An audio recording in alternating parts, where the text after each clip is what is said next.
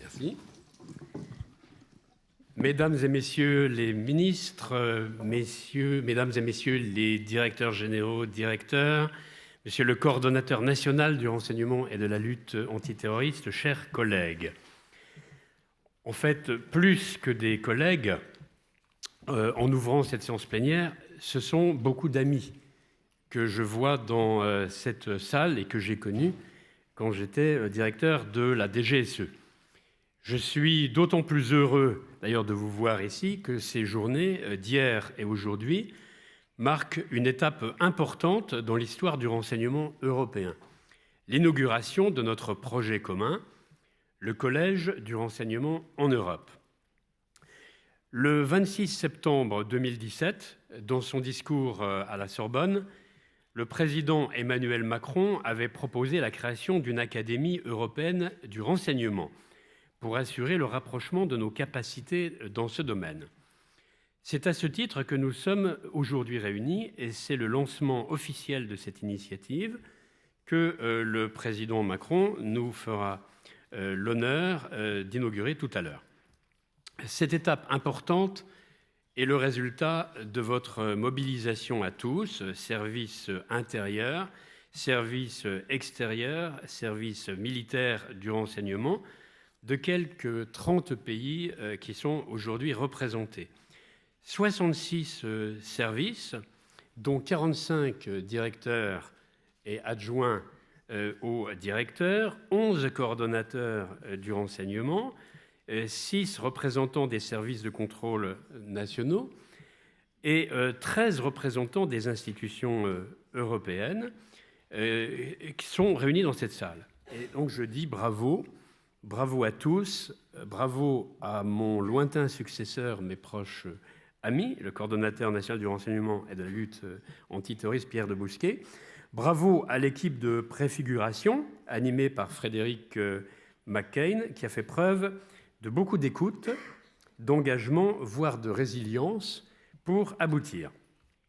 L'institution que nous inaugurons aujourd'hui s'appelle, comme vous le voyez, Collège du renseignement en Europe. Collège parce que l'appellation Académie européenne du renseignement est déjà celle d'un cercle de réflexion, un think tank, qui a son siège à Athènes. Le mot collège a aussi l'avantage de souligner le caractère collégial de l'initiative et il offre en outre une symétrie avec le Collège européen de sécurité et de défense. En Europe, c'est une nuance, plutôt que collège européen, pour souligner davantage que le renseignement, domaine de souveraineté des États par excellence, ne peut être communautarisé. Ceci serait d'ailleurs contraire au traité. Donc, soyons clairs, notre collège ne sera pas une dépendance de l'Union européenne, mais entretiendra des relations aussi étroites que fructueuses, j'en suis sûr, avec les institutions bruxelloises.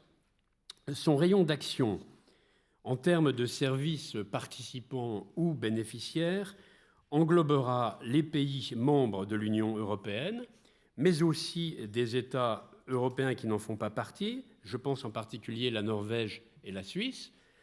qui nous ont fait l'honneur aussi d'être présents aujourd'hui, ou qui n'en feront peut-être plus partie, comme le Royaume-Uni, qui, dans le domaine de la sécurité, du renseignement, de la défense, restera, j'en suis certain, arrimé plus que jamais à l'Europe continentale. On pourrait aussi envisager d'y associer, mais au cas par cas, certains des pays candidats, et je pense en particulier à ceux des Balkans. Lorsqu'il m'a été demandé d'appuyer ce projet en tant que tuteur, alors tuteur, vous savez, c'est un piquet qui est un peu de traviole et qu'on plante dans la terre pour soutenir un arbre afin que cet arbre pousse droit. Et puis une fois que l'arbre a repris, le piquet pourrit dans le sol et on peut l'enlever. Alors, donc quand il m'a été demandé d'appuyer ce projet en tant que tuteur, je vous avoue m'être un moment demandé quelle serait sa valeur ajoutée, notamment par rapport aux dispositifs existants, comme l'Académie du renseignement française, que j'avais porté sur les fonds baptismaux en 2010, quand j'étais coordonnateur du renseignement. Ces interrogations n'ont pas résisté longtemps à une évidence, et je n'ai aujourd'hui aucun doute. Notre collège jouera un rôle indispensable pour développer une culture du renseignement en Europe. Les actions du collège répondront toutes à cet objectif sous des formes diverses. D'abord sous la forme de séminaires qui réuniront des cadres des services intérieurs, extérieurs et militaires. Et d'ailleurs, les 3 ateliers qui ont été organisés hier et ce matin ont montré la pertinence de tels échanges de réflexion. 4 séminaires au maximum pourraient être organisés chaque année. Un premier séminaire est prévu au mois de septembre. Deuxième instrument, des sessions de sensibilisation qui pourront être organisées d'initiative ou à la demande, par exemple au profit d'institutions européennes, commission du Parlement européen, ou encore Conseil, mais Conseil de l'Europe, pourquoi pas, et aussi à l'intention de cadres des États ou des entreprises qu'il faut sensibiliser aux questions de renseignement, à la magistrature européenne, par exemple, car il est important d'établir des liens entre renseignement et les cours de justice, qu'il s'agisse de celles de La Haye, de Strasbourg, de Luxembourg, etc. Troisième mode d'action, une interaction avec des cercles de réflexion et des milieux universitaires européens afin de stimuler la pensée stratégique. Le collège pourra aussi parrainer des mémoires d'étudiants, soutenir des parcours universitaires européens dans le domaine du renseignement. Alors, il faut aussi préciser des choses que le collège ne fera pas. D'une part, le collège ne dupliquera pas les dispositifs nationaux en matière de formation, qu'ils soient internes au service ou mutualisés, comme c'est le cas en France, par exemple, pour l'Académie du renseignement. Deuxième chose que le collège ne fera pas, c'est se substituer à la coopération opérationnelle entre services de renseignement. Alors, tout ceci étant dit, il reste un petit peu de travail à faire, et notamment sur 2 points en particulier. La gouvernance, pour laquelle, cependant, un consensus est en train de prendre forme. C'est d'ailleurs pas extrêmement compliqué. Je comprends qu'une réunion doit se tenir prochainement en avril pour finaliser les organes de ce collège. Ce qui est acquis, c'est qu'ils seront très légers et il y aura un secrétariat qui sera un secrétariat aussi très léger, multinational, établi plutôt dans l'état actuel des choses à Paris. Et ce secrétariat pourra d'ailleurs s'appuyer, ceci n'est pas encore totalement tranché, et c'est une des hypothèses, sur un opérateur ou plusieurs opérateurs pour organiser les sessions et éviter que le secrétariat du collège ne s'occupe de logistique. Le deuxième point qui reste aussi à préciser, c'est le financement et par voie de conséquence le cadre juridique. Alors, il est acquis que les États participeront au financement, et ceci devra faire l'objet d'un memorandum d'entente, Memorandum of Understanding, mais ceci devra être complété, à mon sens, par une structure qui permettra au collège de facturer des prestations. Parce que le collège doit pouvoir en effet se faire rémunérer pour les prestations qu'il fournira aux institutions européennes, aux États, car ceci est un moyen à la fois de réduire le coût du collège et d'autre part un moyen d'assurer la qualité des prestations qui seront fournies. Dès lors qu'elles sont payantes, elles devront, raison de plus, être d'une qualité particulièrement élevée. Et pour cela, il faudra un cadre juridique, donc peut-être une association ayant la personnalité juridique qui permettrait de recueillir les contributions des bénéficiaires. Donc voilà, c'est les points qui restent dans les prochaines semaines à préciser.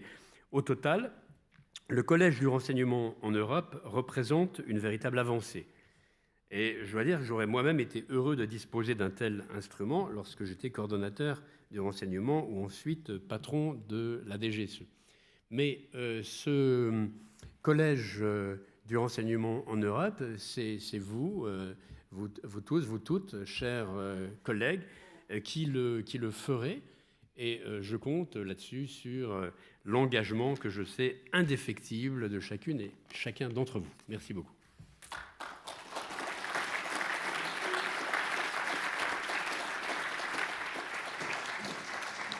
Merci beaucoup, Monsieur Bajolet, pour l'introduction à cette table ronde que nous allons débuter dans quelques instants. Quelques règles que nous rappelons notamment à nos amis journalistes qui sont présents pour assister à cette table ronde et qui, bien évidemment, resteront pour le discours du Président de la République. C'est que la règle qui prévaut est la règle de Chatham House, c'est-à-dire qu'une citation de ce qui va être dit peut être reprise dans les organes de presse. En revanche, il n'y a pas de source mentionnée de manière à préserver l'anonymat des uns et des autres. C'est l'engagement de Chatham House, il convenait de le rappeler. À la fin de cette table ronde, il y aura une session d'échange avec la salle, période pendant laquelle, évidemment, vous pourrez poser des questions. Puis nous resterons dans la salle avant que le Président de la République n'arrive pour son discours aux alentours de 16h. Je vais présenter tous ceux qui vont intervenir cet après-midi et qui vont nous faire part de leurs sentiments face à la naissance de ce Collège du renseignement en Europe. Daniel Markic, qui est croate et qui est le chef d'un service hybride, autant intérieur qu'extérieur. C'est comme ça que vous le présentez. Vous êtes responsable des services de renseignement extérieur et intérieur croate. Bernard Rémier, le directeur général de la sécurité extérieure pour la France. Le général Roldan pour l'Espagne, qui est le coordonnateur, entre autres, national du renseignement. Merci à tous de votre présence. À votre droite, en général, Julian King, commissaire européen en charge de la sécurité. On aura plaisir aussi à vous entendre, monsieur le commissaire. Deux chercheurs qui vont participer, un franco-belge, Damien Van Puiveld, qui exerce ses talents notamment au sein de l'université de Glasgow en Écosse. Et puis, à votre droite, puisqu'on est à la droite de Nicolas Lerner, un Autrichien qui est créateur d'un think tank à Berlin, qui a participé notamment aux côtés d'Angela Merkel, je crois, aux négociations entre la Turquie et l'Allemande. Gerald Knaus, merci d'être venu. Et puis Nicolas Lerner, directeur général de la sécurité intérieure de la DGSI pour la France. Première question, elle va s'adresser aux chercheurs. Quelle photographie, et Damien, si vous pouvez prendre le micro, quelle photographie en ce 5 mars on peut faire du renseignement en Europe? Il fonctionne. Ça fonctionne? Ça fonctionne, très bien. Je me pose la question s'il faut vraiment faire une photographie. Donc avec une photographie, on a l'idée qu'on puisse avoir une vue quasiment scientifique de l'ensemble de la diversité qu'on a dans cette salle et du renseignement en Europe. Donc en pensant à cette question, je me suis dit en fait peut-être que c'est plutôt une peinture, un tableau impressionniste où de loin on voit une homogénéité et certaines zones qui sont des valeurs communes aux différents services, aux différents pays européens.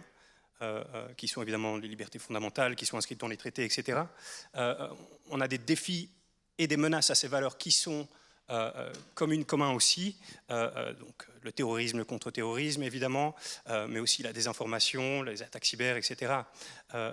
Et donc on a un certain ensemble de points communs, mais aussi derrière ces points communs, quand on se rapproche du tableau impressionniste, on voit le pointillisme du tableau et toute une diversité culturelle. Et je pense que c'est cette diversité culturelle des différentes manières de faire les choses dans les différents services qui vraiment crée un besoin de coopération européenne. Donc, de manière très stratégique et globale comme ça, on a un mélange de diversité, mais aussi des points communs qui rendent ce défi d'une culture commune particulièrement intéressant. Gérald Knaus, votre avis sur cette photo, une photographie ou une peinture? Well, I think the real problem that we've seen in the last few years is that on a lot of the issues that are at the top of the political agenda across Europe, I mean, take disinformation from autocratic states in the East, take migration and the control of borders. If we look at the debate in different European capitals, the perception of what is a threat, the perception even of reality itself, what the facts are, we discover that it's incredibly difficult to come to even an agreement on this, on which we should then base common actions. I mean, take migration, which has been the big issue in many European countries, which has shaped Brexit, which has shaped politics in many European democracies. Last year, 120,000 people crossed the whole Mediterranean to Italy, Spain, and Greece. Is this a lot? Is this a threat? Will it be 1 million next year? Who has a threat? Who has to react? Is the perception in Germany the same as in Poland?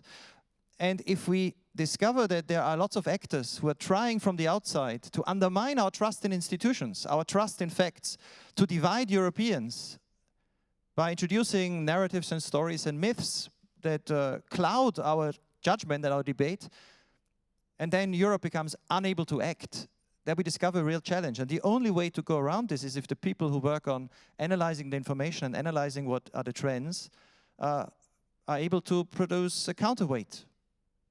A reminder that the number of people who crossed the whole Mediterranean last year is equivalent to the number of people who came as tourists to Greece in one day last August, for example. That we have problems that we can manage, that our institutions are not incapable, that they deserve trust. And I think this is one of the challenges for which only more reinforced European dialogue can help.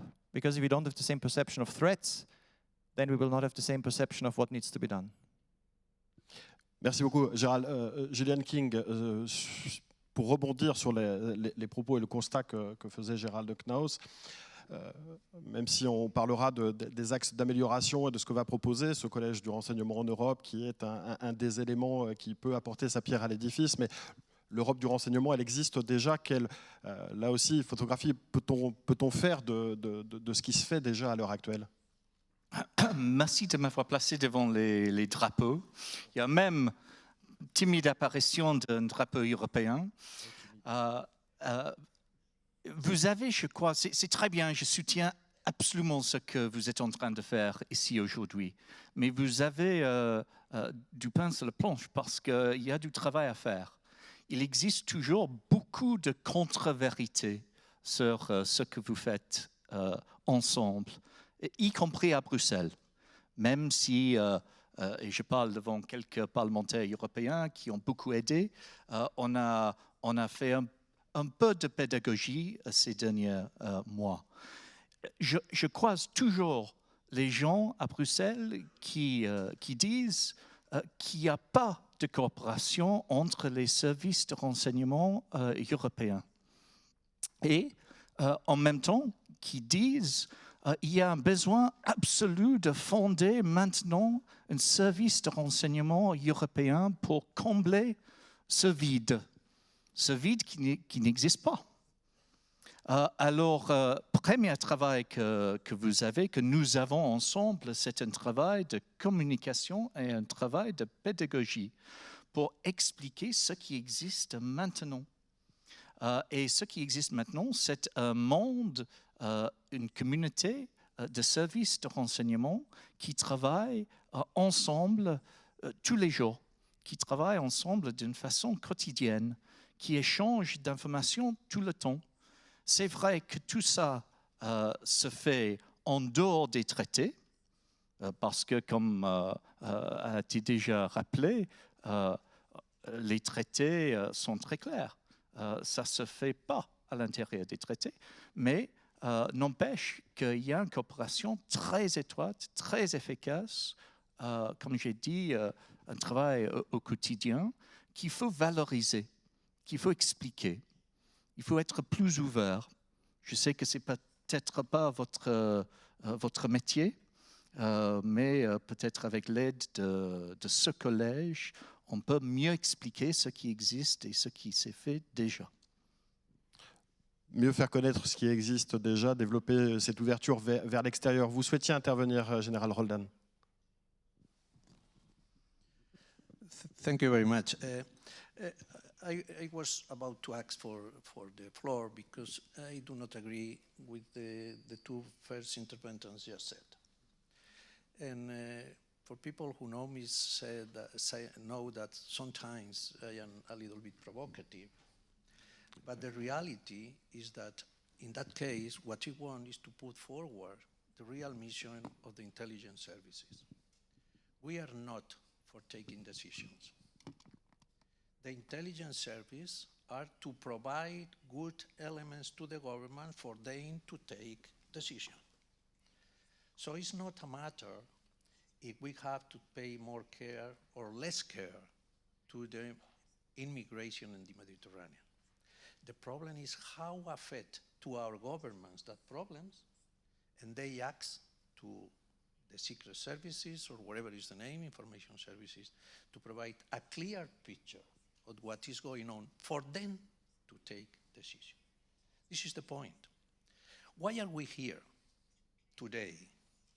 Because we are looking for some kind of common grounds to offer some commonality in the decision process system to our leaders in the European Union. I mean, it should be very depressing if one day in a European Council, one service said to his political master that this thing is going to be that, and seated at the next seat in the same European Council said, no, it's going to be that way. We have to look for some kind of commonality. And this is what we are here. And this commonality is established quite well today in a right words, in my opinion, for President Macron. He said that we have to look for freedom, for protection, and from human progress.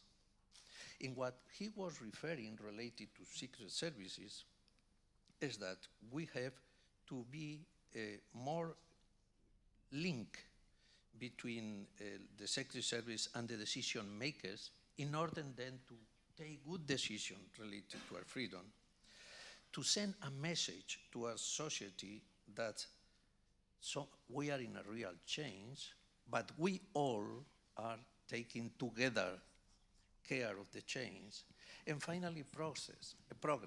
And progress, in my opinion, in this recently inaugurated College for Intelligence of Europe, progress means to go together all the secret services in one direction and to be more common things that we have today. I had been in charge of the Spanish CNI for around 10 years. Not many years ago, when I visit the external foreign service of one particular country, I have to say nothing to the internal service of the same particular country. And not only that, a boy for them to know that I was there. A long way since then. Now we are doing in a different way. But look, please, today is the first time in our history of Europe that the internal secret service, the external secret service, the military secret service of all the European countries are together. This is the message that we have to send today. And this is the way of the progress that President Macron said, and we will look forward. But again, don't forget that we do not make any other thing, very important, but no other thing that provide elements for our political masters to make possible the government action. Thank you. Merci beaucoup. Merci beaucoup. Bernard Rémy, vous approuviez les propos du général Roldan. Est-ce que vous pouvez prolonger? Oui. D'abord, Nicolas Lerner et moi-même savons que Félix est à Paris, ainsi que nombreux autres. Donc nous travaillons en coopération. Et il est exact de dire que le message de la présence de tous les services ensemble, comme vient de le dire le général Roldan, est un message puissant. Qui veut dire quoi derrière? Et derrière cette initiative, c'est qu'en réalité, dans ce monde où l'Europe est menacée profondément, parce que malgré tout, il faut revenir à la raison d'être des services de renseignement. C'est de renseigner nos autorités le mieux possible sur des faits et des informations que nous n'obtenons pas par des moyens ouverts, mais c'est également effectivement de répondre à des menaces. Et ces menaces aujourd'hui sur l'Europe, elles sont très importantes, que ce soit la menace terroriste, et nous sommes tous aujourd'hui effectivement sous la menace de l'État islamique, d'Al-Qaïda, d'autres mouvements qui ne sont pas terminés, ce qui veut dire que nous n'avons pas le droit, pour reprendre une expression familière, à des trous dans la raquette. Nous n'avons pas le droit à des trous dans la raquette au plan intérieur, ce qui veut dire que dans un pays comme la France, sous l'égide du coordonnateur national du renseignement, le continuum entre les services a été considérablement renforcé, et notamment depuis la création d'ailleurs du premier coordonnateur en la personne de Bernard Bajolet. Mais nous n'avons pas le droit non plus entre des trous dans la raquette entre nous. Ce qui veut dire que le travail entre les différents services extérieurs, intérieurs, militaires doit être renforcé. Et ça, nous le faisons, je trouve, d'une manière importante. Et Julian Gay l'a dit, il y a beaucoup de choses qui existent dans le domaine du renseignement. La présence ici de nombreuses personnalités, je salue mon ami Gilles de Kerchove, mais tant d'autres, montrent que des instruments existent et que des instruments fonctionnent et que déjà nous faisons beaucoup. Le problème, c'est que nous essayons d'avoir avec le Collège du renseignement une valeur ajoutée, et une valeur ajoutée sur les meilleures pratiques, sur la manière dont nous fonctionnons, sur les formations assurées, sur effectivement la manière dont nous pouvons être plus efficaces collectivement. Et Bernard Bajolet, qui a accepté une mission, je dirais presque une mission impossible, mais pour lui, rien n'est impossible, d'être un tuteur qui ne sera pas simplement brinque-ballant, mais qui sera effectivement de fixer un cap. Eh bien, c'est le cap, c'est d'inventer la valeur ajoutée de notre collège, et je pense qu'il y a beaucoup à faire, et c'est pour ça que la DGSE, avec tous les services de renseignement français, s'est impliquée pour faire en sorte que nous trouvions comment ce collège nous profitera à tous. Et le premier profit, c'est d'être tous ensemble aujourd'hui. Merci beaucoup, Bernard Rémy et Nicolas Lerner, pour appuyer les propos. Je suppose que vous aussi, vous partagez ce constat qui amène à dire qu'il manquait sûrement cette structure. Comment est-ce que vous vous êtes investi, et la DGSI, le service que vous dirigez, s'est investi, et qu'est-ce que vous attendez précisément de cette structure pour qu'elle puisse vivre correctement? En écho d'abord, si vous me le permettez, à ce qu'a dit le commissaire King, moi j'ai le privilège d'être encore dans cette capacité, peut-être, ça fait 4 mois, un peu plus de 4 mois, 4 mois et demi. Je crois que j'ai encore un ou deux collègues, je crois, qui ont été appointés ou nommés juste après moi, mais encore cette capacité d'étonnement et la matière européenne, et je crois une matière, un sujet sur lequel il est important de perpétuellement avoir cette capacité à se remettre en cause et à se poser des questions. Et en écho à ce que disait le commissaire King, moi je suis aussi extrêmement frappé, étant en responsabilité depuis 4 mois, à la fois par l'image qu'y compris moi, je pouvais avoir et quand je dis y compris moi, c'était depuis les responsabilités qui étaient les miennes auprès d'un ministre de l'Intérieur sur la réalité de ce qu'est la coopération entre services de renseignement et ce qu'elle est en réalité. Et donc j'appuie évidemment totalement dans son sens sur ce constat, mais également sur le constat, on en a parlé avec lui très brièvement, on en a parlé avec M. de Kerkhove il y a encore quelques semaines, sur la nécessité aussi pour les services de renseignement d'être, en tout cas, sinon plus visibles, en tout cas de faire comprendre de manière beaucoup plus pédagogique ce qui est la réalité de leur travail, ce qui explique aussi qu'ils ne sont pas forcément dans la transparence ou dans la communication à outrance. Et je pense effectivement, comme vous monsieur le commissaire, que l'institution que nous inaugurons aujourd'hui pourra nous servir à cet objectif. Deuxième élément, et là aussi je fais écho, j'avais un peu de scrupule à le dire, mais puisque le tuteur et l'ambassadeur Bajolet l'a fait, je peux le faire, sur la manière, effectivement, puisque vous m'interrogez là-dessus, dont la DGSI a perçu initialement ce projet, cette annonce. Comme toute annonce, on va dire, disruptive ou novatrice, il y a d'abord une série de questions ou de questionnements qui sont suscités. Et notamment la première, c'est est-ce que, à travers cette annonce, c'est une critique larvée, une remise en cause du dispositif tel qu'il fonctionne.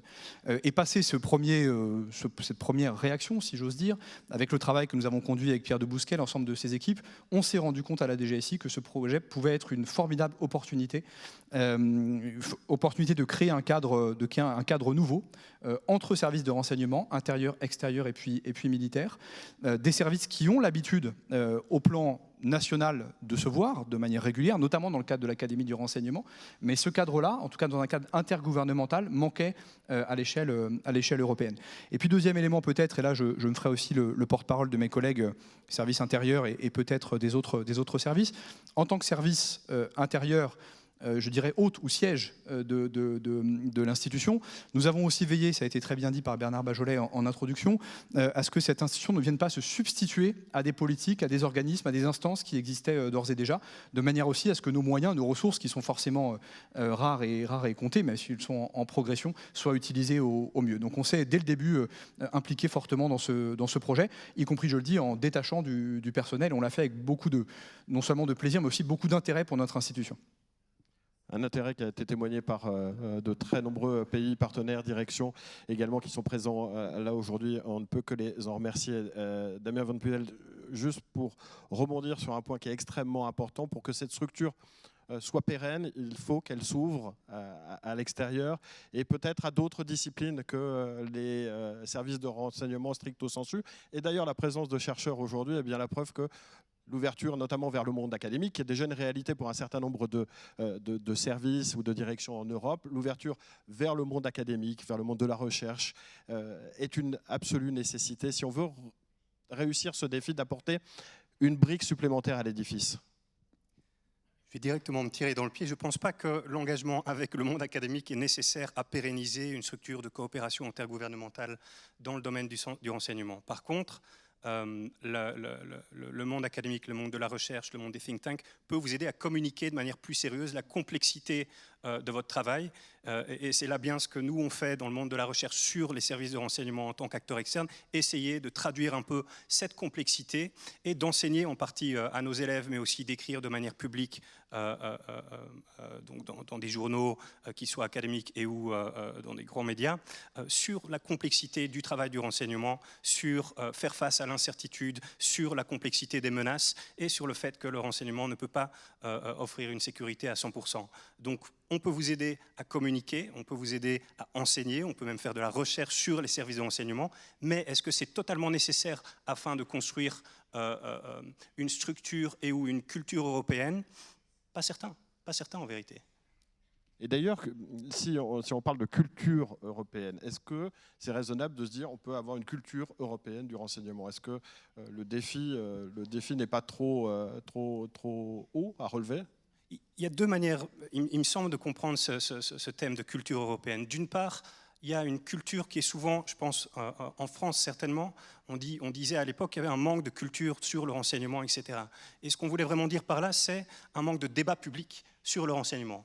De ce côté-là, le monde académique peut certainement vous aider à entretenir ce débat public sur le renseignement, qui est un signe pour moi d'une démocratie ou d'un ensemble de démocraties qui ont une certaine maturité. Ensuite, il y a la culture de manière organisationnelle quasiment. Et là, je vais essayer de faire un petit détour peut-être par les définitions universitaires qui nous sont données de la culture. On parle d'un ensemble de normes, un ensemble d'attitudes, un ensemble de valeurs communes, mais aussi de la manière de représenter ces normes, ces valeurs, ces attitudes qui sont communes. Donc les valeurs communes, je pense qu'on les a en partie parmi tous les partenaires qu'on a ici, les 30 pays qui sont représentés. Et ces valeurs sont claires, elles sont inscrites dans des traités, elles sont inscrites dans des constitutions, c'est les valeurs des démocraties libérales. Ensuite, on a aussi des attitudes qui sont différentes, les différentes manières de parler du renseignement dans chaque pays. On parle de intelligence, intelligentsia, on parle de renseignement en France, les mots sont différents. Donc il faut créer un langage commun pour pouvoir travailler ensemble et construire une culture. Ça, c'est la manière de regarder la culture descriptive. Il y a une manière plus normative de comprendre la culture où on est dans un exercice, une démarche de socialisation, une démarche de compréhension des autres et donc d'une certaine ouverture. Et c'est là, je pense, où cette nouvelle initiative a vraiment un rôle à jouer, un rôle de socialisation entre les différents services, au niveau national, au niveau intergouvernemental et à différents échelons surtout, afin de pérenniser, de poursuivre cet effort, pas seulement au niveau des directeurs qui sont ici sur le panel et ailleurs dans la salle, mais aussi au niveau évidemment du mid-level, des personnes qui vont faire leur carrière dans le renseignement et qui vont un jour arriver au stade de directeur, de sous-directeur, etc. Donc, le point principal, c'est que la culture commune du renseignement, c'est une démarche dans laquelle il faut s'impliquer et c'est une démarche d'ouverture pour comprendre comment est-ce que les autres services fonctionnent, mais aussi comprendre pourquoi est-ce qu'ils fonctionnent de manière différente.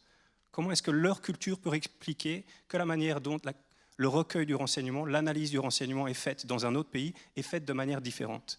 Donc pas seulement comprendre comment est-ce qu'il marche, mais aussi pourquoi est-ce qu'il marche de manière différente. Merci beaucoup. Daniel Markic, je suis sûr que vous abondez dans une partie des propos de Damien. Certainement, mais d'abord, laissez-moi constater que la création de ce collège, en général, je vois ça un peu comme une nouvelle pièce sur une grande mosaïque que nous avons commencé tous ensemble à créer il y a un certain nombre d'années. C'est un processus relativement lent, puisque, à la différence de toutes les autres institutions de nos pays et de l'Union européenne, où les différents ministères, les différentes armées sont structurés plus ou moins de la même manière, ont le même langage. Pour les services, c'est quand même bien différent, comme vous l'avez dit. Moi, je suis à la tête d'un service hybride, hein, c'est très moderne de parler de l'hybride, donc un service intérieur et extérieur, mais nous avons d'autres services extérieurs qui font partie d'un ministère de la Défense, vous avez des services intérieurs qui font partie des ministères de l'Intérieur avec autorité de police, ce que d'autres services n'ont pas. Vous avez des pays donc, avec des services militaires qui font office de service civil. Donc on parle d'un monde vraiment très différent, avec des langages différents, mais ça fait un certain nombre d'années qu'on a appris à se connaître. Comme le disait Félix, hein, il y a quelques années, surtout pour mon service qui est relativement jeune, nos contacts étaient pratiquement uniquement bilatéraux. Et un contact bilatéral prenait du temps à s'organiser, durait des jours, alors que maintenant, de nos jours, nous nous voyons tous très très souvent, nous nous connaissons tous bien. Il existe déjà plusieurs forums de coopération hein, où on travaille ensemble et on évolue ensemble, surtout les services de sécurité. D'ailleurs, pour les services de renseignement, c'est encore un processus qui met du temps un peu à se développer, mais nous en venons.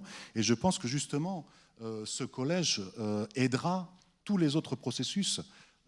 Monsieur King a déjà cité le traité de l'Union européenne. Vous savez, dans les services de renseignement, quand vous commencez à travailler, la première chose que vous apprenez, c'est l'article 4, alinéa 2. Hein, donc chaque État doit s'occuper lui-même de la sécurité nationale. Mais je pense qu'on essaye, on fait des efforts aussi vis-à-vis de l'Union européenne, ce qui n'est pas facile. Il sera difficile, à mon avis, de créer dans un futur proche des structures dans le cadre de structures de renseignement dans le cadre de l'Union européenne. Mais ce type d'initiative est bonne justement pour nous aider tous. Et d'ailleurs, le fait que vous ayez pu réunir certains directeurs de services secrets sur une table ronde devant des centaines de personnes, c'est déjà une petite révolution. Donc cette initiative fait partie d'un certain nombre d'autres initiatives. J'en parlais tout à l'heure avec le président de la BND Bruno Kahl, qui développe aussi dans le cadre, par exemple, de la sécurité de conférence de Munich, certaines nouvelles initiatives aussi pour les services. Je pense que toutes ces initiatives nous aideront finalement à améliorer cette coopération multilatérale des services de renseignement et de sécurité. Merci beaucoup, Ariel. Julian King, on a parlé tout à l'heure de la photographie, de la peinture, en tout cas de ce qu'on avait dans le monde du renseignement comme dispositif qui existait aussi au niveau européen, les structures. Pour faire face à quelles menaces? Des menaces qui ont profondément évolué ces dernières années. Le général Roldan en parlait il y a quelques instants. On a un paysage de la menace qui s'est profondément modifié et ça ne va pas forcément s'arrêter là. Oui, mais d'abord, pour rejoindre ce qui vient d'être dit, il y a les choses que vous pouvez, je dirais même, que vous devez faire ensemble pour soutenir et renforcer la compréhension commune entre vous et le niveau politique dans chacun de vos pays, mais aussi collectivement à Bruxelles. Parce que forcément, il y a les décisions prises à Bruxelles qui peuvent avoir les conséquences pour vous, positives ou moins positives, et certainement vos conseils doivent être pris en compte à Bruxelles quand les ministres sont ensemble au Conseil. Il y a les bons et les mauvais exemples dans les deux sens. Alors là encore, on peut mieux faire en travaillant ensemble. Mais sur la question des quelles menaces, on vient de citer les menaces qui sont les menaces qui pèsent sur nous tous. Menaces terroristes qui restent à un niveau très élevé, avec les questions proprement de sécurité, mais aussi les questions plus larges, comment pouvons-nous traiter les revenants, par exemple, et les femmes et les enfants. Les questions qui nous préoccupent tous, c'est la radicalisation, comment lutter effectivement contre par exemple, les contenus terroristes en ligne qui prolifèrent partout, malheureusement. Il y a aussi plein de menaces cyber qui ont beaucoup évolué ces dernières années. Il y a les menaces cyber classiques, c'est-à-dire les États tiers qui hack and leak, mais il y a aussi de plus en plus, c'est aussi évoqué brièvement, les menaces cyber, mais liées avec les tentatives de manipulation, infox, désinformation, surtout dans un contexte politique. En ce moment, à Bruxelles, nous sommes très préoccupés par les menaces qui pèsent sur les élections européennes au mois de mai. Les élections qu'on a organisées dans au moins 27 pays, au moins, et qui sont malheureusement très ouverts à des tentatives de manipulation. Alors, toutes ces menaces sont des menaces qui ciblent nos valeurs, les valeurs communes. Et je crois que nous sommes mieux équipés à les combattre quand nous travaillons ensemble. Je voudrais que le général Roldan revienne justement sur ces menaces qui ont beaucoup évolué, sur les menaces auxquelles tous nos pays doivent faire face. Mon général, qu'est-ce que vous voyez de menaces plus saillantes aujourd'hui qu'auparavant, et quels vont être les grands défis, avec toute l'expérience que vous avez, quels vont être les grands défis pour le renseignement en Europe et au-delà même la sécurité de nos pays? Yes, we may consider that from several points of view. Initially, I think that all of us will agree in the 3 or 4 threats that we consider more dangerous for our societies. And I am sure that has been established more or less in the same format, in the same wording, either for England or from France or from Spain or from, you name it, other country. We discuss very frequently, the chief of services, other in a particular fora or in private, and in the most of the countries, the first threat that appears is the radical jihadism. Probably if in all the directives or standing orders or whatever is the name that receive one particular secret service, the upper up in the level of consideration is the radical jihadism. It's very close to that, all the problems related to cybersecurity. And again, when I get together with any of my colleagues, we always find out that this is probably, if not the first, is the second or vice versa. And we have another particular elements that are particular also of one country that needs, the government of one country needs something. In Spain, for instance, we are working a lot in economic intelligence and also in the knowledge of particular areas where they might emerge threats to our country. But again, if we establish here today a small conversation, more or less all the same particular areas of the world will be identified are elements that provide concern. So there are a lot of commonality in the establishment of threats. So that's why we have to have also some kind of commonality to provide elements for taking decision or of our political master, because there are a lot of common things that we are using everywhere. So the illegal immigration in the Southern European countries is common. So there are room to get common intelligence to provide to our friends. But it's not also that. We are confronting also internally to this a lot of elements that we have to take into consideration. For instance, digitalization.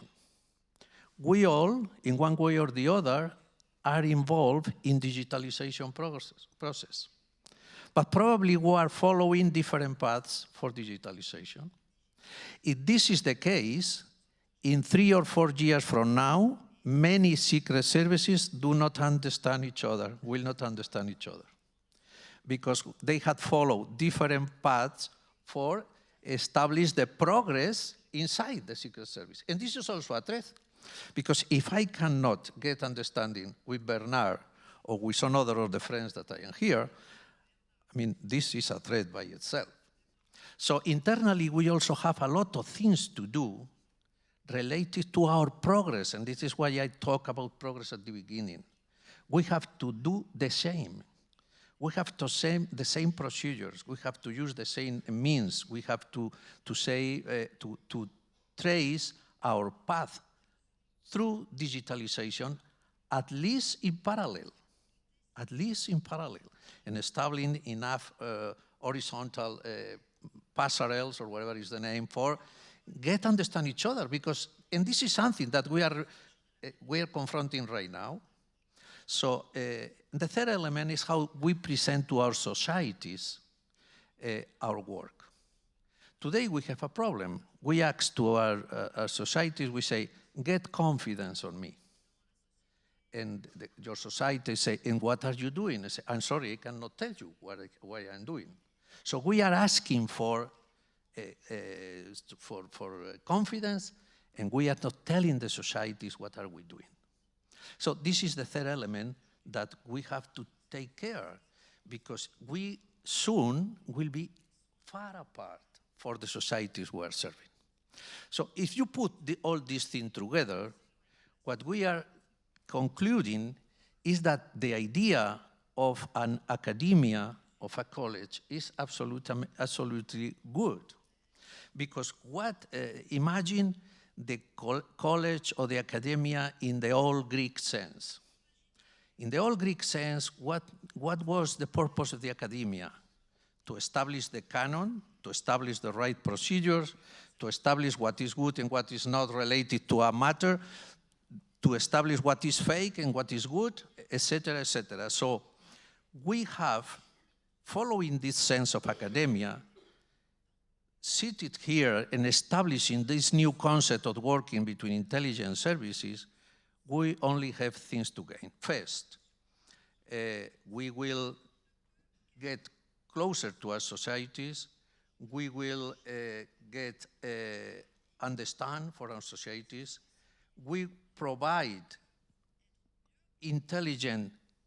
common intelligence in common matters. And of course, we get closer to the people that are using us. It's not a matter, just to finish, of if one country said that the main issue is jihadism or the second is cyber, because we all have more or less the same. It's a matter of provide common intelligence and things that are common. Merci beaucoup. Gérald Knaus, est-ce que c'est là le véritable défi qui va être porté notamment par ce collège, mais enfin défi porté par l'ensemble des services de renseignement en Europe, que l'ouverture, le partage, l'appréhension et la compréhension mutuelle? Well, as I'm not a civil servant, perhaps I have less of a constraint to ask about an elephant in the room, which is to what extent we are actually today in Europe moving towards or away from common values. I mean, one of the things General Roldan referred to commonality, Commissioner King referred to common values, and we also heard a reference to liberal democracy. But what has really become unexpected in the last few years as a completely new form of threat to those values is that there are very powerful forces in our democracies themselves that are questioning all of this. We have today governments in Europe where leading ministers say they feel more at home in Moscow than in Brussels. We have governments in Europe where prime ministers say that Brussels wants to destroy nation states, and they are meaning the European institutions. We are having distrust, a rhetoric of aggression among democratically elected leaders that 5 years ago, 10 years ago, would have been unimaginable. And I think most of us are still a bit shocked. So one of the big questions I ask myself, and I just had meetings today in this town on migration, is, because this is a big issue, is whether on an issue like this, but also it affects all other threats, where there still is a common interest and where in fact we're beginning to see that some European countries, the vast majority I hope, are committed to these very same values, but others, political forces in our democracies and even some governments are questioning them openly. So if we're talking about disinformation, it doesn't just come from outside. And what does that then mean for the trust on which we must base cooperation, particularly in sensitive areas like intelligence sharing and arriving at common assessments of threats? Merci beaucoup. Défi opérationnel, mais derrière, et vous en parliez, hein, la défense de ces valeurs, Julian King, il y a un défi politique, évidemment. Je vais peut-être laisser à président Macron le soin de répondre à quelques éléments qui viennent d'être soulevés, mais quand il s'agit de lutter contre le terrorisme, contre les cyberattaques, soit économiques, soit politiques, la plupart venus de l'extérieur, je crois que nous avons et nous partageons toujours les valeurs communes. Daniel, un petit mot sur les menaces. Un petit commentaire sur les menaces. Pour moi, les menaces, nos services et nos pays, il n'est pas nécessaire qu'ils perçoivent les menaces de la même manière pour que nous puissions tous coopérer. Donc je suis, par exemple, il est clair que si on parle de djihadisme, elle sera en tête de liste, problème pour plus ou moins tous nos pays. Je regarde mon service, par exemple, nous investissons beaucoup dans la lutte antiterroriste, mais réellement, même si tout peut arriver, la menace terroriste pour la Croatie est relativement minime. Mais nous le faisons par esprit justement de coopération, sachant que certains de nos partenaires sont très visés. Et donc, le principe d'une coopération, en particulier multilatérale, ne suppose pas un intérêt direct pour chaque service. Un cas intéressant pour nous a été, à mon avis, ça devra être un cas à étudier dans le futur, ça a été le cas de Salisbury, quand notre communauté a dû réagir très tôt dans ce processus après cet événement, où finalement nous avons dû aider nos leaders politiques à prendre une décision seulement sur une question de confiance vis-à-vis des Britanniques, puisqu'à cette époque-là, il n'y avait pas vraiment de preuves, pas vraiment de vrais renseignements. Et c'est pour ça que cette confiance doit être construite dans tous les forums qui existent déjà et dans ce collège qui est en train d'être créé. Bernard Rémier, vous souhaitiez réagir? Oui, je voulais réagir pour dire que les chefs de service de renseignement ne sont pas naturellement des politiques. Ils apportent des informations à leur politique. Je considère néanmoins que, quels que soient les débats en Europe, nous partageons des valeurs communes. Nous sommes tous des démocraties. Nous avons une histoire collective qui nous rassemble. Ce qui veut dire que les menaces sur lesquelles nous travaillons, eh bien, au fond, il est assez facile de trouver des éléments communs pour nous retrouver. Il y a 3 menaces aussi, je voudrais mentionner, qui n'ont pas été naturellement les grandes, c'est la lutte contre le terrorisme, naturellement les cyberattaques, naturellement les menaces sur nos démocraties. Mais il y a aussi les atteintes à notre patrimoine et à notre souveraineté économique. Et je crois qu'aujourd'hui, en Europe, c'est une menace fondamentale sur laquelle nous devons être unis. Alors, il y a beaucoup de débats sur la Chine aujourd'hui, et c'est vrai que c'est une vraie question. Et les services de renseignement doivent, en toute bonne foi, échanger leurs analyses et leurs renseignements sur la menace que présentent un certain nombre de sociétés chinoises, parce que derrière, effectivement, il y a notre capacité à travailler ensemble. Il y a aussi la menace contre nos institutions européennes. Il y a ici des parlementaires européens, des parlementaires de la nation française. Nos institutions, nous le savons, sont menacées. Et donc, nous devons être très vigilants pour, d'une part, les défendre, mais d'autre part, faire un gros travail de pédagogie. Et en ce sens, je rejoins Julian King, je pense que cette académie devra avoir un rôle important pour diffuser, malgré tout, qu'on le veuille ou non, la culture du renseignement. J'écoutais l'autre jour un parlementaire allemand qui disait « Le renseignement en Allemagne s'inspire de la méfiance, en France de l'indifférence et en Grande-Bretagne de la fierté ». Et je crois que ça résume un peu un certain nombre de sujets sur lesquels on va faire des efforts. Alors en Allemagne, les choses ont beaucoup changé.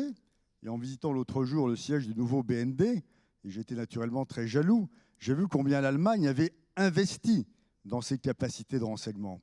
En Grande-Bretagne, la fierté s'incarne dans des moyens. En France, nous avons aussi changé de paradigme. Mais nous sommes dans une situation, effectivement, où nous devons toujours faire plus de pédagogie. Et je dis ça devant les parlementaires ici présents, avec Pierre de Bousquet, avec Laurent Nunez, le prédécesseur de Nicolas Lerner. Après la prise de fonction du président, nous avons fait de la pédagogie auprès de dizaines de parlementaires français, des sénateurs, des députés, des parlementaires européens, pour leur expliquer le monde du renseignement. Et je crois qu'on doit faire encore davantage. Quand tout à l'heure Félix disait « faites-nous confiance, mais on ne vous explique pas ce qu'on fait », on essaye en France de faire un effort de transparence, pas simplement par le bureau des légendes et l'impact que ça peut avoir sur le grand public, mais d'une manière générale, effectivement, sur la pédagogie que nous faisons auprès de beaucoup de milieux pour qu'ils comprennent ce que le monde de renseignement peut leur apporter dans une société où les gens n'ont pas toujours une claire perception de la menace. Et c'est un sujet, souvent, les cadres supérieurs de l'État français, les businessmen ne se rendent pas compte, effectivement, qu'ils peuvent être l'objet de menaces. Voilà ce que je voulais ajouter sur cette thématique où nous avons, à mon sens, beaucoup de choses à faire ensemble. Merci beaucoup. Et au passage, un peu de promo pour le Bureau des légendes qui a rencontré un franc succès, ce qui veut dire aussi qu'il y a une très forte aussi appétence pour ce sujet-là. Ce n'est pas uniquement anecdotique, ça montre bien qu'il y a un réel intérêt. Vous avez eu raison d'en parler parce que ce n'est pas du tout marginal. Nicolas Lerner. Oui, la DGSI n'a pas son bureau des légendes, mais pas encore. Elle y travaille. Non, je voulais moi aussi peut-être réagir sur la question des menaces. D'abord pour pour dire une évidence dans ce qui a été mentionné par à la fois mes collègues et puis les chercheurs à ma gauche et à ma droite, sur le fait qu'évidemment le terrorisme djihadiste occupe nombre de nos échanges, qu'ils soient bilatéraux, multilatéraux, soit parce que nous sommes confrontés à la même menace dans un contexte évidemment de mouvements et d'échanges entre nos pays, soit que nous sommes confrontés aux mêmes difficultés, aux mêmes problématiques, et l'acte terroriste, puisque je crois qu'on peut le caractériser comme tel, que nous sommes actuellement en train de vivre dans un établissement pénitentiaire, montre bien que sur ces sujets-là, nous avons chacun mis en place, inventé, conçu dans un temps extrêmement court des dispositifs, et que nous avons à nous enrichir mutuellement. Donc évidemment que ça nourrit, je dirais, l'essentiel de nos échanges.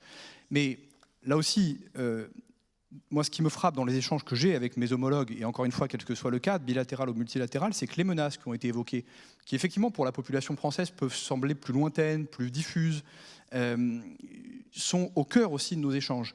Et là, moi, je veux le dire aussi, nous partageons bien évidemment sur les sujets de lutte contre le terrorisme des réponses, des dispositifs, mais nous partageons aussi des questionnements. Et je pense que l'un des intérêts aussi de l'institution que nous inaugurons aujourd'hui, ce sera celle-là, ce sera de pouvoir partager dans un cadre entre services de renseignement, mais un cadre beaucoup plus vaste aussi, cela a été dit tout à l'heure, des décideurs, des chercheurs, des universitaires, également des questionnements sur des sujets aussi importants que la question des attaques cyber, des manipulations de l'information ou d'autres menaces vitales. Moi, je rejoins tout à fait ce que disait mon collègue espagnol sur l'enjeu qu'on constitue aussi la digitalisation pour nos services, un enjeu que nous partageons tous et sur lequel, il faut aussi l'admettre aujourd'hui, nous sommes encore sur certains sujets en phase de questionnement. Damien. Je t'ai promis de ne pas la faire, évidemment j'ai inversé. Damien, il y a la réalité des menaces, et il y a la perception, on va dire, par l'opinion publique, le grand public justement de ces menaces. On a l'impression qu'effectivement une partie du spectre des menaces est bien connue, bien identifiée, mais quand on parle de menaces économiques, des menaces qui peuvent peser sur nos démocraties, peut-être que la perception de l'opinion publique et de nos concitoyens n'est pas aussi affûtée que sur celle du terrorisme, du djihadisme auquel on a été confronté. Pour revenir juste avant, Nicolas Lerner parlait d'une prise d'otage dans un établissement pénitentiaire avec un détenu qui a été condamné pour apologie du terrorisme. Je le dis pour ceux qui n'ont pas forcément suivi l'actualité en France, qui a blessé grièvement 2 surveillants et qui s'est retranché. Et actuellement, la prise d'otage est terminée. Mais enfin voilà, c'est encore un cas qui pourrait être qualifié peut-être d'attentat si le parquet antiterroriste se saisit de l'affaire. Revenons sur la perception. Est-ce que justement, là aussi, au-delà de ce que va pouvoir apporter cette académie, c'est aussi changer la perception que peuvent avoir nos concitoyens dans nos pays respectifs sur l'étendue de ces menaces. Parce qu'avant de changer la perception sur le renseignement, est-ce qu'il ne faut pas aussi travailler sur la perception des menaces ? Tout à fait. C'est quelque chose, étant dans le monde universitaire de la recherche, on travaille plutôt sur un temps long. Donc, quand on lit sur la sécurité internationale, les problèmes de sécurité nationale, la formation des services de renseignement au XXe siècle, on sait très bien qu'il y a des menaces économiques, il y a des menaces de radicaux, qui soient terroristes ou autres même. Et donc tout ça sont des menaces qui sont historiques, tout comme les professionnels ici le savent, qu'on y a un ensemble de menaces avec des ressources limitées et qu'il faut faire des choix. Et une des manières de faire des choix, c'est de les mettre sur le papier et de faire une stratégie de renseignement. On a parlé de valeurs communes, on a parlé de menaces communes. Il y a des grands pays comme les États-Unis avec 16 ou 17 services qui font une stratégie nationale de renseignement, qui est un document stratégique qui est publié, qui est accessible publiquement et qui nous donne le rankings, donc les différentes menaces, la priorisation des menaces pour un ensemble d'organisations de renseignement américaines dans ce cas-là. Peut-on penser, ou peut-être que je vais trop loin, donc c'est aussi une question à mes copanélistes, peut-on penser à une stratégie européenne de renseignement, se mettre d'accord sur une priorisation des menaces stratégiques à long terme et créer un document qui sera, puisque c'est des menaces stratégiques que tout le monde a bien identifiées publiquement aussi, des menaces stratégiques et une stratégie qui serait publiée, qui serait publique, déclassifiée, tout comme on peut le faire en allant sur le site du ODNI américain pour voir la stratégie nationale de renseignement américaine. Est-ce que c'est possible ou est-ce que c'est déjà aller trop loin? Est-ce que je suis en train de sauter des étapes? Qui veut répondre? Daniel. Et puis après, Julian King. Je suis bien conscient que pour cette réponse, il y a des services bien plus compétents que le service croate. Mais ça me paraît une tâche extrêmement difficile. On en viendra, et j'en reviens à mon commentaire précédent. Quand on parle du terrorisme, bien sûr, tout est d'accord. Tout le monde est d'accord. On peut parler, par exemple, de la Russie. Donc, je ne parle ni de menaces, ni de problèmes. J'ai juste dit la Russie. Il apparaît difficile en ce moment qu'on puisse créer un document commun qui puisse décrire la Russie, les actions russes, de la même façon. Ça me paraît difficile. Dans le cadre de l'OTAN, il y a des tentatives similaires, je dirais. C'est un processus très long, très difficile, et finalement, à la fin du processus, souvent, on a un document qui a été un peu fade. Donc c'est une chose, je pense qu'il faut y travailler, mais je pense que ça reste dans un futur assez lointain. Julian King. Déjà des documents stratégie au niveau politique, stratégie politique pour les affaires étrangères, par exemple. Mais pour les questions un peu plus épineuses, c'est quelque chose qui est peut-être plus difficile. Par exemple, les ministres vont débattre dans quelques semaines les propositions pour des réponses coordonnées contre les attaques cyber. C'est très politique. Mais j'espère que quand ils auront cette discussion, chacun de vous, vos services, que vous aurez la possibilité de les conseiller. Parce que vos conseils doivent, comme je viens de dire, doivent être pris en compte quand les ministres abordent un tel sujet. Merci. On va revenir maintenant sur ce que pourrait apporter et ce que apportera, évidemment, on l'espère tous ici, ce collège du renseignement en Europe. Général, je vais revenir vers vous dans quelques instants parce que les Espagnols se sont investis aux côtés de la France et de très nombreux pays pour faire naître cette structure. Et d'ailleurs, l'Espagne accueillera la prochaine réunion des points de contact et des correspondants qui statuera notamment et qui devra avancer sur le modèle de gouvernance. Lors des ateliers qui se sont déroulés hier, auxquels ont pris part tous les pays, on a entendu des éléments communs avec une restitution très intéressante ce matin, avoir une structure, et qui vient abonder dans ce que vous nous avez dit tous, une structure complémentaire qui fasse émerger une voie du renseignement en Europe, une structure où il y ait une véritable liberté de parole, une structure multiculturelle, transverse, pour mieux se connaître. Qu'est-ce que vous imaginez lorsque vous pensez, Général, à cette structure par rapport à toutes les structures que vous connaissez? Pour qu'elle soit pérenne, pour qu'elle vive, qu'elle se développe et qu'elle soit appropriée par tous, comment va-t-elle devoir vivre?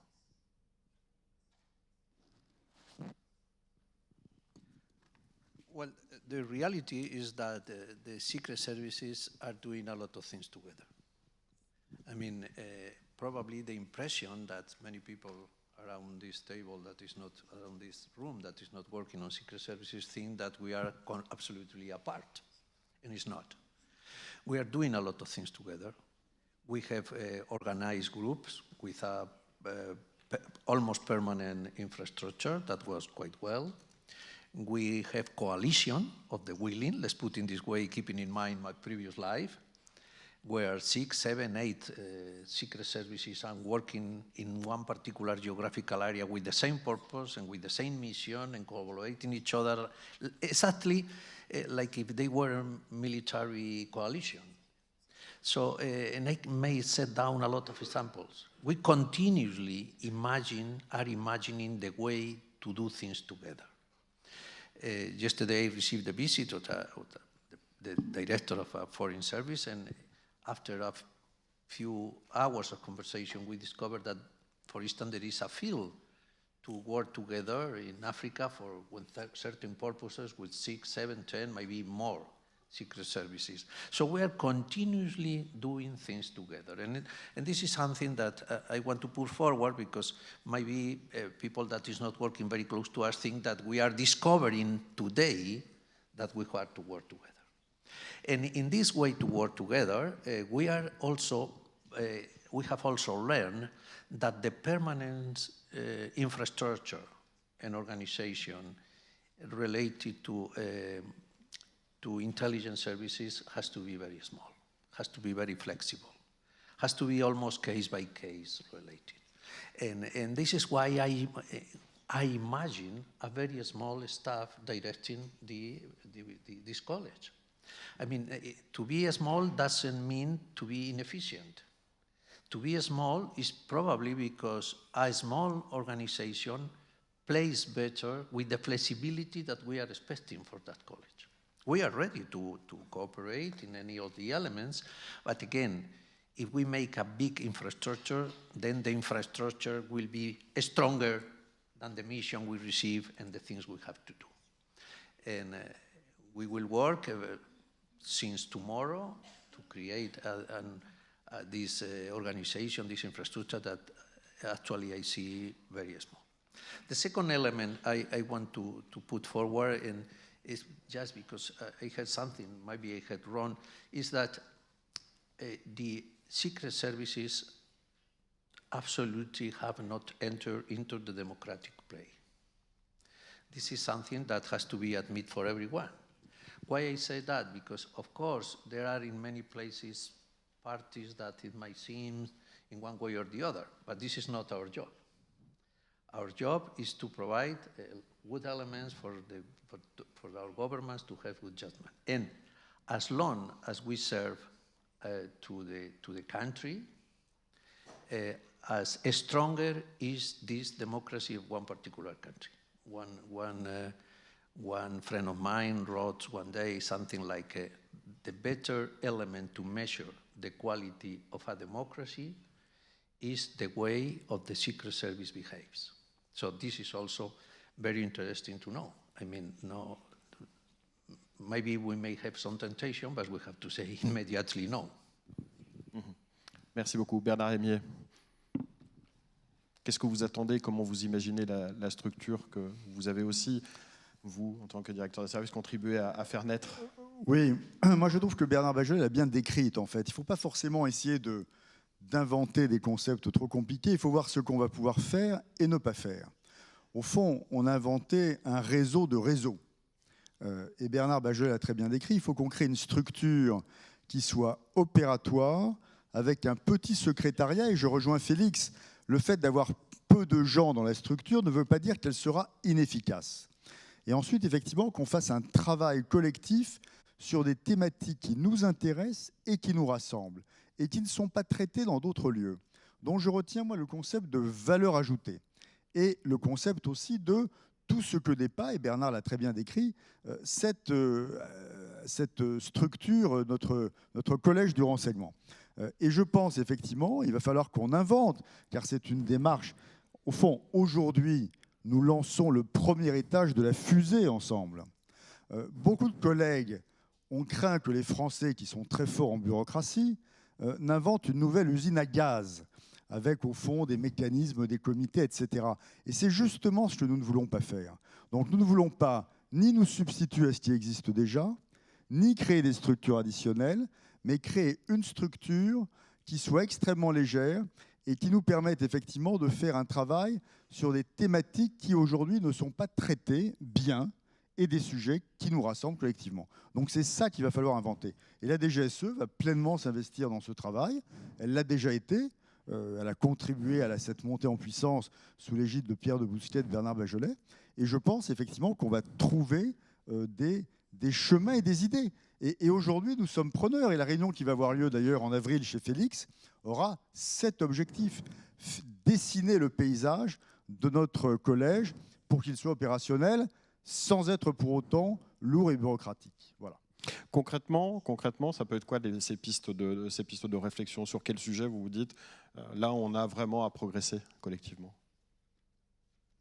Il y a des sujets sur lesquels, effectivement, on pourrait travailler ensemble. On a parlé là de démocratie, Félix a parlé de ces sujets. Peut-être que les services de renseignement, dans ce collège, on pourrait avoir une réflexion sur effectivement nos démocraties et nos services de renseignement. Il y a eu des colloques en France, beaucoup, et là j'ai en face de moi mon ami Francis Delon, qui préside la CNCTR en France. Eh bien, c'est un sujet extrêmement compliqué. Comment, effectivement, dans nos différents pays, trouve-t-on des ajustements? Comment on peut partager nos expériences, nos contraintes, la manière dont nous pourrions progresser? Comment s'organise d'une manière très formelle ou très informelle les liaisons entre le renseignement et le judiciaire? Et je dis ça parce que je vois là le procureur général près de la Cour de cassation, François Molins, qui a été un pionnier en France dans ces liens entre la réflexion sur le renseignement, effectivement, et puis la judiciarisation. Il y a beaucoup de sujets sur lesquels on a besoin de creuser ensemble, et c'est des sujets sur lesquels le monde académique aussi peut nous aider. Bon, je prends ces deux sujets, mais il y en a beaucoup d'autres sur lesquels notre travail au quotidien, la manière dont nous sommes engagés dans nos actions, la manière dont nous sommes, d'une certaine manière, pardonnez-moi l'expression, le nez sur le guidon de nos contraintes opérationnelles, nous empêche de temps en temps de prendre du champ. Bon, les parlementaires, et je vois là le président Bridet, on a organisé un grand colloque en France pour le 10e anniversaire de la délégation parlementaire au renseignement, avec des parlementaires allemands, belges. Je pense là, il y a un beau travail pour effectivement le collège sur comment tous ces contrôles qui existent sur les services de renseignement dans nos démocraties se coordonnent, s'organisent et doivent pouvoir effectivement être, je dirais, le plus positif possible également pour nous aider dans nos missions. Voilà quelques pistes. Daniel? Alors Bernard m'a volé mes mots, je voulais utiliser l'expression le nez sur le guidon, mais ben c'est un peu le travail un peu de la DGSE. Pour ne pas répéter ça, c'est vrai que, comme l'a dit Félix, nos services coopèrent énormément de manière très structurée. Donc c'est une chose à ne pas répéter dans le cadre de ce collège. Donc une des plus-values, c'est d'avoir ce monde académique qui nous donnerait un peu plus une vue un peu plus large de notre travail, une vue un peu de l'extérieur, pour un peu justement nous faire sortir de notre focus qui nous concerne dans notre travail. Et je pense qu'un élément important, c'est de garder les liens forts. Je vois des représentants des institutions européennes, c'est très très important. Nous avons le commissaire King, nous avons le CTC, M. De Kerkhove, il y a le directeur de l'INSEN. Je pense qu'il est important que le collège ait d'une part une vue des autres forums de coopération que nous avons, pour ne pas répéter les choses qui se font déjà, mais en plus qui puisse servir de vrais liens avec certaines institutions européennes. Je pense que ce serait une vraie plus-value. Julian King. Simplement pour dire que de notre côté, et vous avez invité les représentants de plusieurs institutions européennes ici, y compris et surtout le Parlement européen. De notre côté, nous sommes tout à fait ouverts à une telle coopération. Nous allons faire de notre mieux pour soutenir et aider le dialogue, le travail pédagogique de ce collège. Ce collège, comment est-ce que vous le voyez, vous, avec votre regard de chercheur, Gérald Knaus? As a citizen, it's reassuring to hear that there is all this cooperation, there is all this consensus, and of course we trust in this. I think one of the challenges is to respond to the things that are new. One of the things we've learned in the last few years is that the threats against our institutions, against our democracy, are much more, in many ways, more subtle now and more dangerous. I mean, we've done research as a think tank on the sustained efforts to corrupt international organizations and capture them and turn them around, like the Council of Europe in the last few years.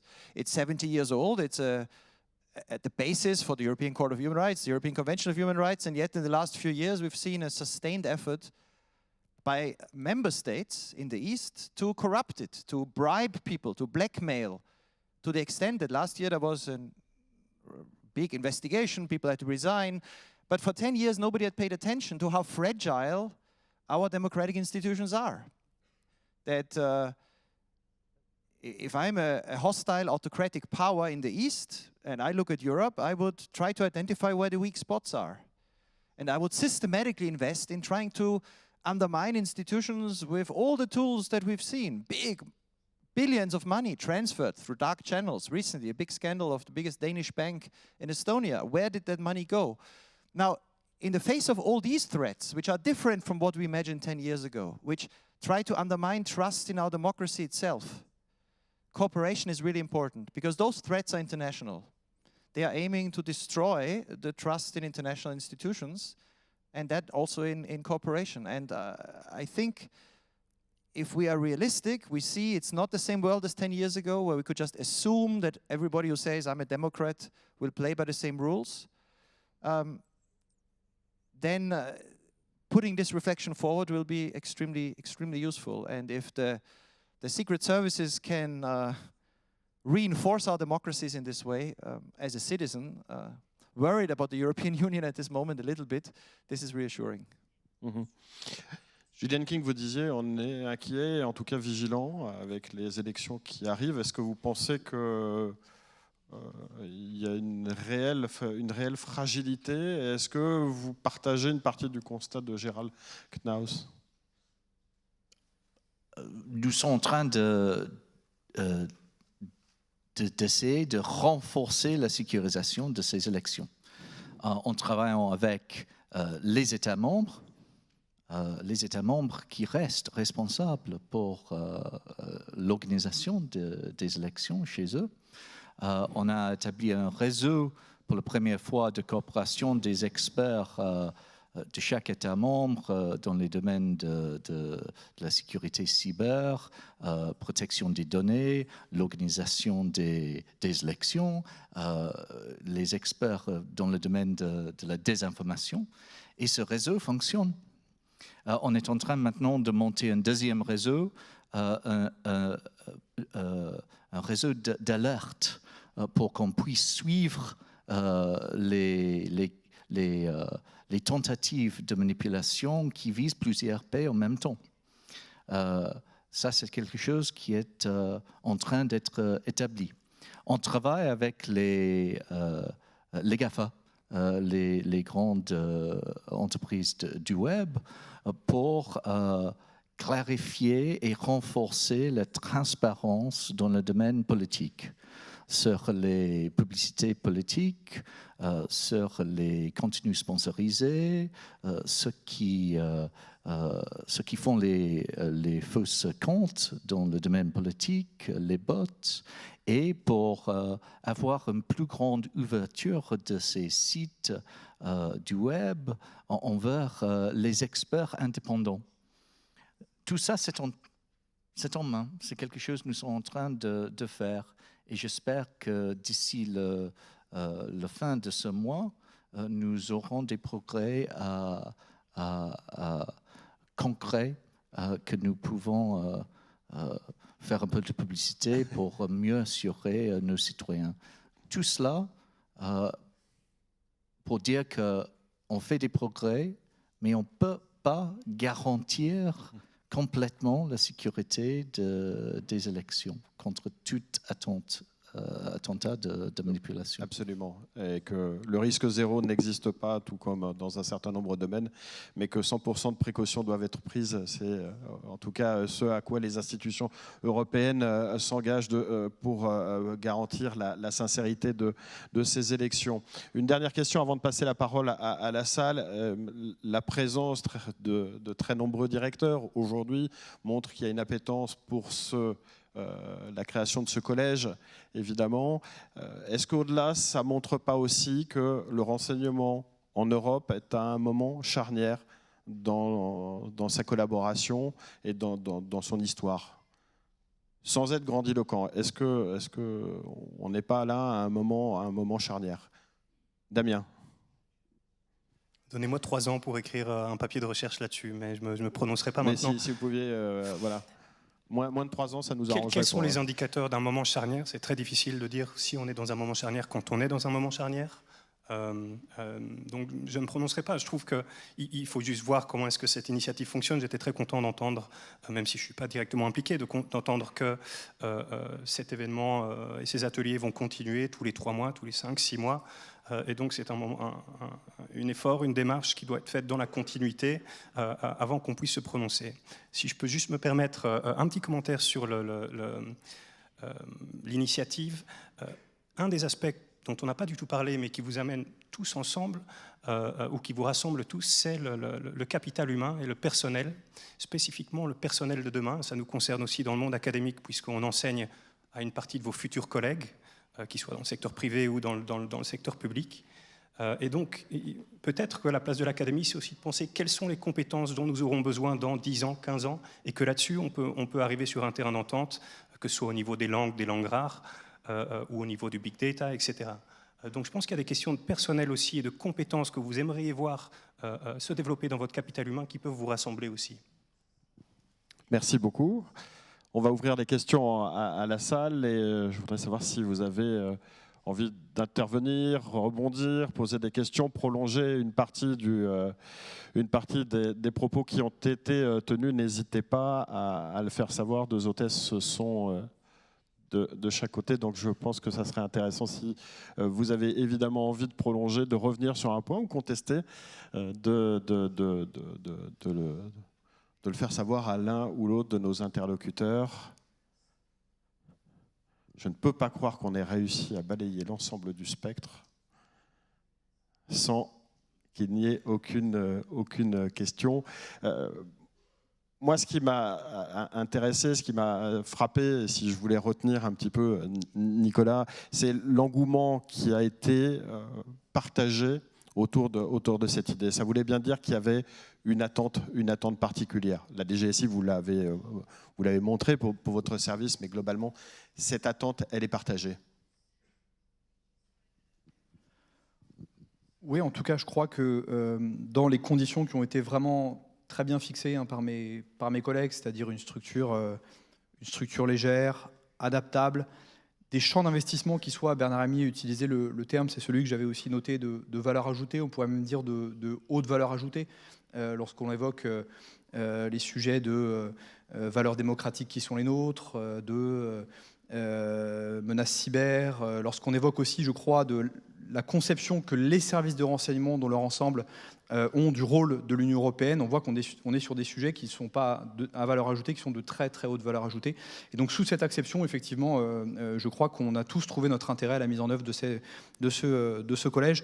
Un petit mot, Pierre de Bousquet est sorti. Je crois qu'effectivement les conditions de réussite, ce sera effectivement que cette structure soit légère, adaptable. Ce sera aussi, et je ne dis pas ça parce que je suis un service de renseignement qui contribue pour l'instant à l'armement de la structure, mais je pense aussi qu'il sera extrêmement important que l'ensemble des services de renseignement s'impliquent aussi dans la structure, la cellule, qui sera encore une fois, et nous sommes tous persuadés de cela, légère. Je crois qu'il sera important aussi que l'ensemble des services s'impliquent dans le fonctionnement quotidien du collège. Modalités donc, qui seront déterminées aussi. On va voir comment ça va vivre chez vous, Félix, puisque vous accueillerez cette première réunion qui va prolonger et qui sera dans quelques semaines. Est-ce qu'il y a des questions? Oui. Merci. Nathalie Grisbeck, présidente de la commission terrorisme en Europe, députée européenne, encore pour peut-être quelques semaines. Je me réjouis évidemment, je pense avec l'ensemble de l'auditoire, de la création de ce collège qui était appelé des vœux d'une majorité d'Européens depuis pas mal de temps. Je me réjouis aussi de la méthode sur laquelle tout le monde a l'air de s'accorder et de la forme que les travaux pourraient prendre dans leur caractère européen. J'ai une petite question. Ont été évoquées non seulement la variété des menaces, le partage de cette variété de menaces avec des priorités, bien sûr, mais vous avez évoqué, notamment sur Julian, la menace contre les démocraties Et on aurait pu même évoquer, parler des exemples qui se sont déjà concrétisés un peu ailleurs sur d'autres continents.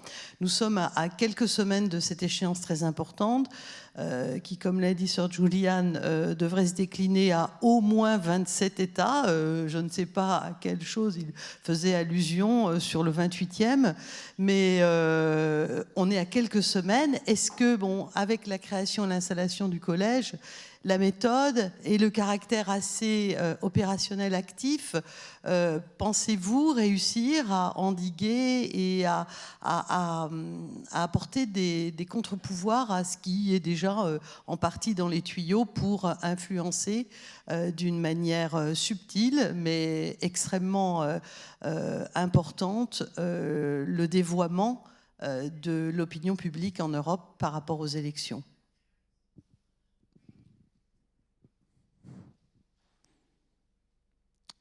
Qui veut s'exprimer? Sir Julian.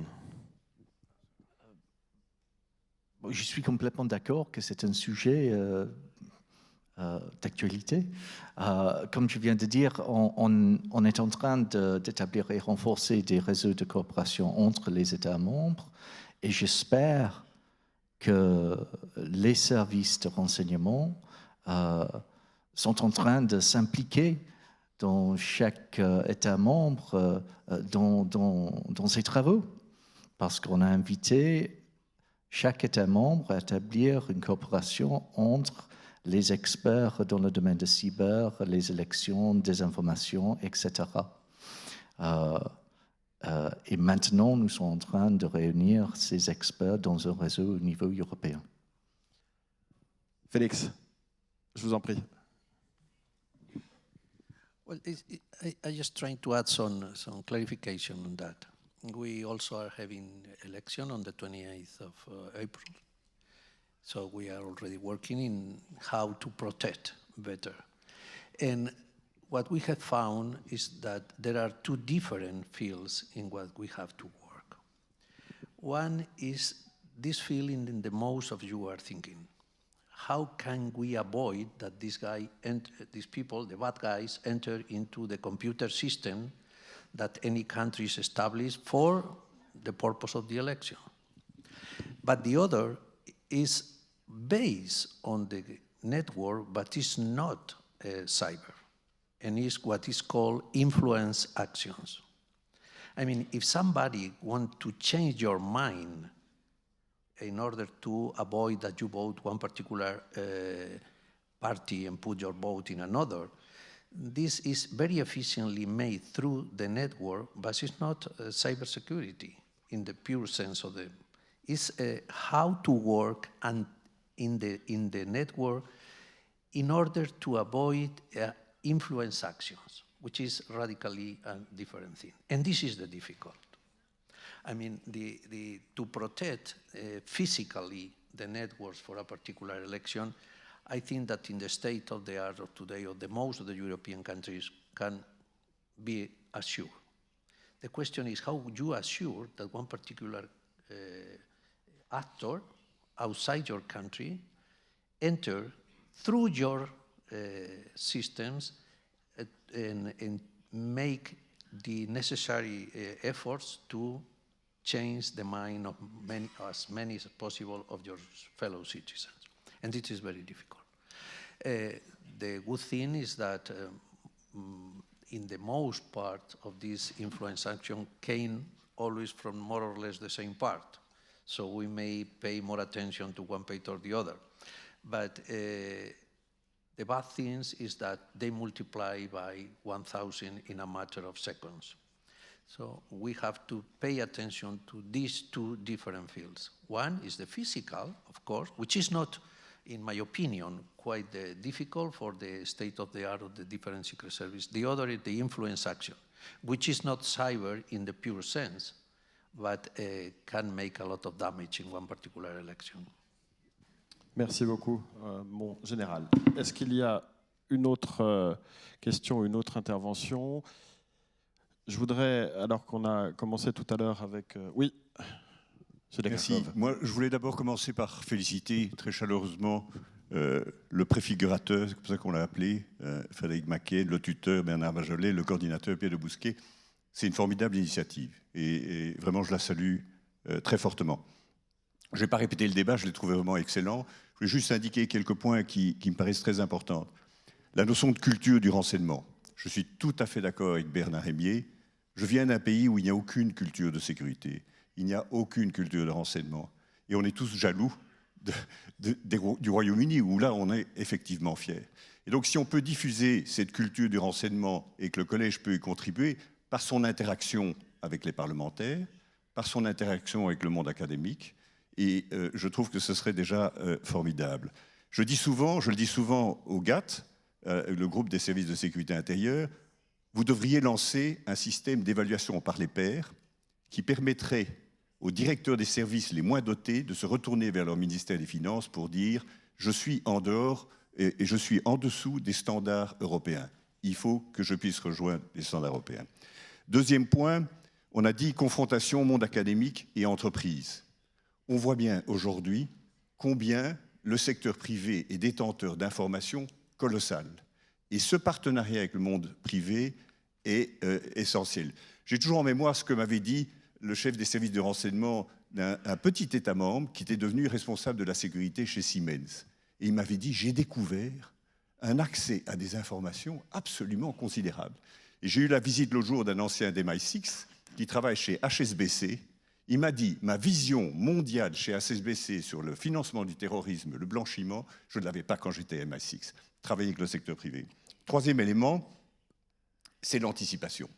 Ce qui m'a toujours frappé depuis que je suis dans mes fonctions, il y a des choses qu'on ne voit pas, ce qu'on appelle le signe noir, de Black Swan. Pour moi, ça a toujours été un mystère de me dire, les Américains sont sortis d'Irak en 2011, ils avaient mis un tout petit bonus sur la capture des patrons de Al-Qaïda en Irak, et 3 ans après, Baghdadi proclame un califat qui attire 40 000 combattants du monde entier, de plus de 100 pays, et devient la première organisation du monde. Comment est-il possible que les Américains ne l'aient pas vu? On a dit qu'on ne voulait pas faire de la formation. Je ferai un tout petit plaidoyer, peut-être au moins échanger vos méthodologies, la manière dont vous formez les analystes. Comme l'a dit un des chercheurs, le capital humain est absolument essentiel. Et peut-être ce qui est le plus difficile, ce n'est pas l'informatique, ce n'est pas la collecte du renseignement, c'est l'analyse du renseignement. Et donc la formation des analystes, je dirais. Et donc terminer juste par ce qu'a dit Julian King, l'Union européenne est demandeur, l'Union européenne soutient à fond. Je connais l'article 4.2, on me le répète depuis que je suis nommé. Mais enfin, on va entendre le président Macron, on ne peut pas espérer avoir une Europe puissance, et une Europe qui protège, comme il l'a mis dans 28 journaux aujourd'hui, s'il n'y a pas des ponts qui se construisent progressivement entre le monde du renseignement et le monde européen. Merci beaucoup. On va terminer là cette table ronde. Je vais vous demander à tous et à toutes de bien vouloir rester dans la salle pour qu'on reconfigure la scène et que le président de la République puisse intervenir dans quelques minutes. Et je voudrais surtout qu'on remercie chaleureusement l'ensemble des participants à cette table ronde et qui nous ont éclairés sur ce que sera ce collège du renseignement en Europe. Et je pense qu'on peut les applaudir très chaleureusement. Merci beaucoup à tous.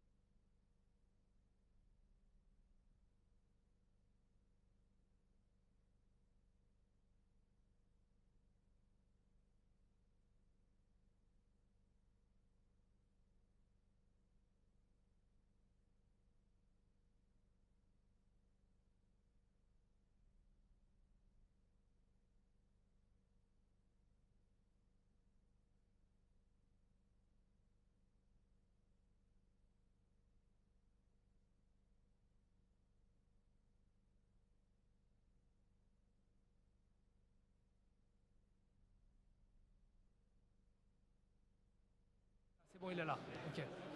Tu peux m'ouvrir le pupitre, s'il te plaît, Stéphane?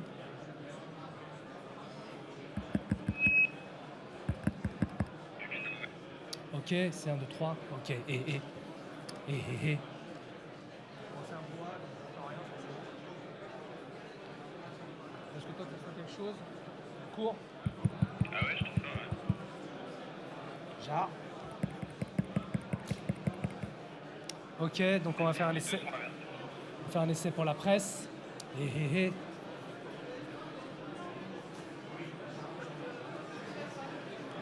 Check, check, check.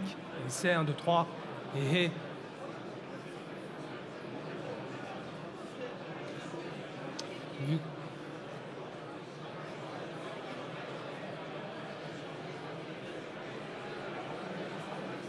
Ok.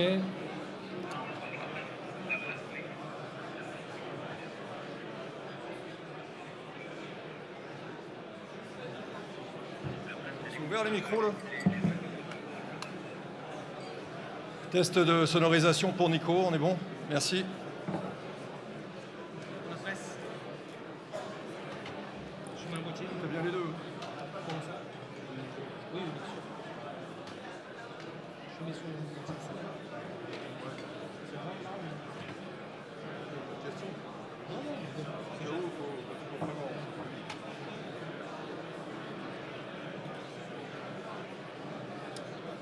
C'est bon pour la presse? Vous recevez quelque chose?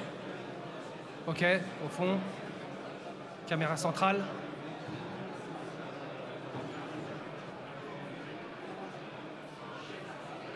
C'est bon? Bon pour le. Check, check, check. Essai, 1, 2, 3.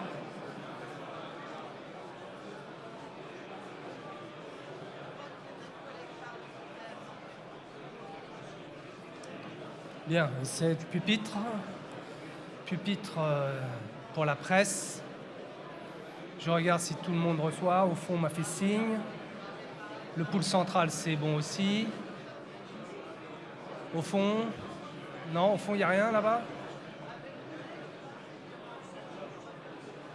Là-bas, oui, ok, je vois un signe. Donc, je continue à parler. Alors attention, là-bas, c'est la traduction français-anglais. Hein. Pour la presse. C'est bon, c'est bon. Ok.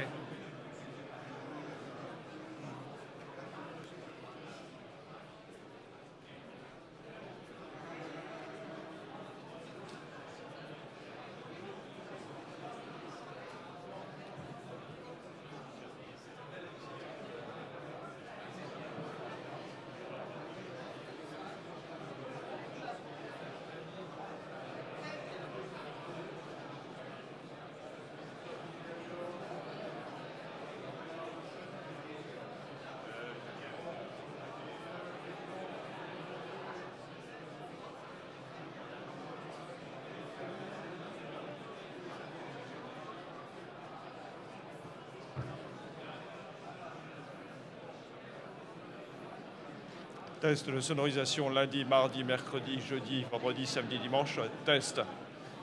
Est-ce que c'est bon pour toi, David? Je suis, voilà.